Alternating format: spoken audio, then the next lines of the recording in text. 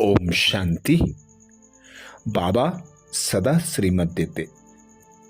जो अनन्य बच्चे हैं, दीदी हैं, दादियां हैं, उन्हें देखकर पुरुषार्थ करो, क्योंकि वे अपने त्याग तपस्या के आधार पर बाबा के अमूल्य रत्न बने।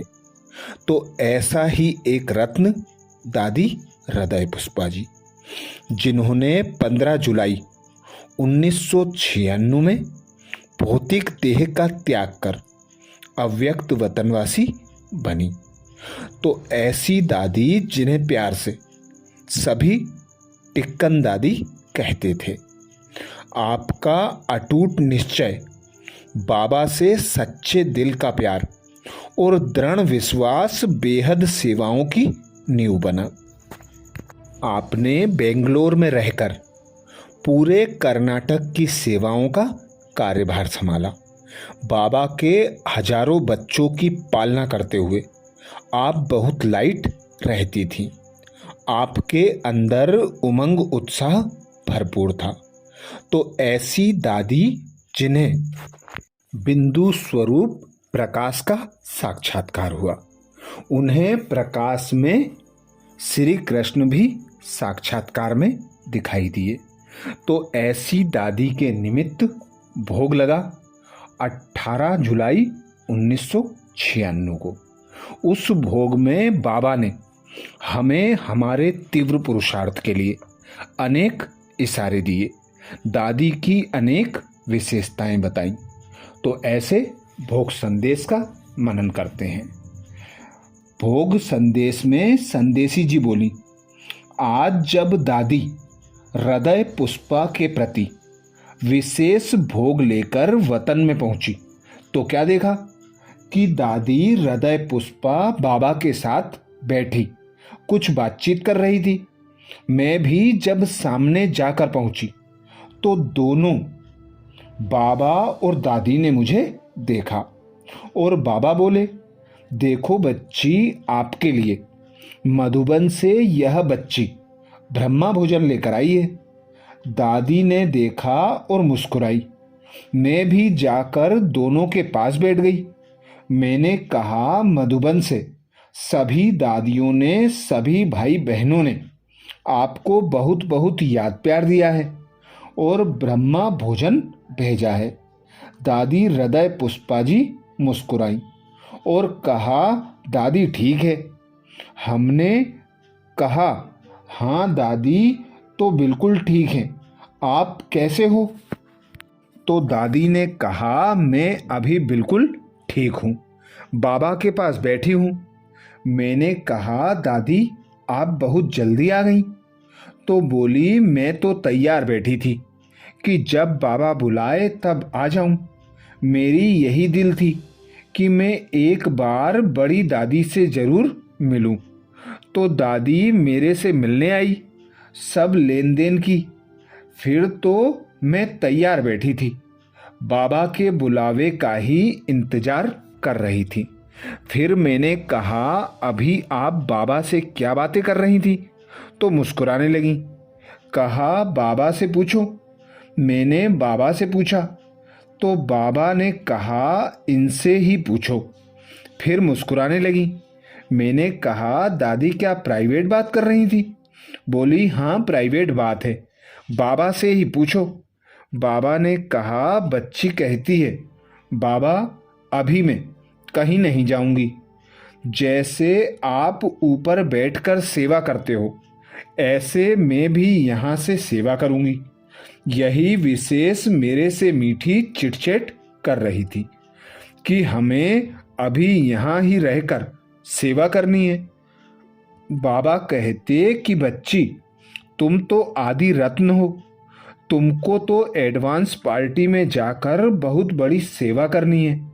बाबा तो आपका साथी है ही, बाबा ऊपर से सेवा करेंगे, बाकी आपको अभी नीचे जाकर सेवा करनी है। बाबा तो अभी तन ले नहीं सकते। तो कह रही है कि मैं क्यों तन लूं? बाबा ने कहा, बच्ची अभी तो तुम्हारा सब हिसाब किताब चुकतू हो गया, बाकी तुम्हें अभी सिर्फ निमित्त नई दुनिया की स्थापना में मददगार बनना है। तो बोली, बाबा छोटा बच्चा क्या सेवा करेगा? बाबा ने कहा, छोटे बच्चे तो बहुत सेवा करते हैं। आप आंख खोलेंगी, मुस्कुराएंगी तो लोगों को साक्षात्कार होगा। फिर हमने कहा, दादी आपको तो बाबा बहुत बड़ी सेवा के लिए भेज रहे हैं। बोली, अच्छा जैसे बाबा कहे उसमें ही मैं राजी हूँ। बाबा ने कहा, यह बच्ची बहुत भोली है।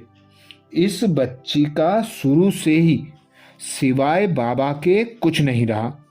बाबा बाबा ही था।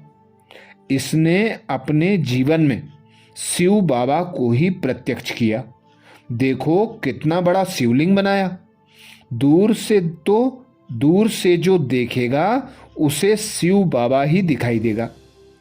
जैसे बच्ची ने शिव बाबा को अपने अंदर रखा, ऐसे यादगार भी शिव बाबा का बनाकर आई। यह बहुत सयानी बच्ची है जो केवल बाबा का ही यादगार नहीं बनाया, इसने तो बाप दादा और अपनी सखियों का भी यादगार बना दिया है। यह है बाप से प्रीत, दादा से प्रीत और परिवार से प्रीत। इसी की निशानी राजयोग भवन में बनाकर आई है। यह है राजयोगी, राज ऋषि आत्मा।